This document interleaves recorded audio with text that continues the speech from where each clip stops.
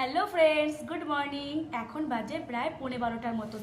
আর আমাদের বাড়িতে আজকে সরস্বতী পুজো হবে, তো আমি আর আমার বাবু দেখো পুরো রেডি হয়ে গেছি।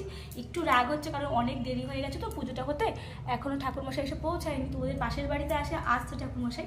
তো আজকে হ্যাপি সরস্বতী পুজো, তার সঙ্গে সবাইকে জানাচ্ছি হ্যাপি ভ্যালেন্টাইন্স ডে আজকে। তো আমাদের বাড়ির ঠাকুরকে আমরা কেমন করে সাজিয়েছি তোমাদেরকে এক ঝলক দেখিয়ে নিই। আর তোমাদের কুট্টুস আজকে পাঞ্জাবি পরেছে, সঙ্গে ধুতি পরেছে।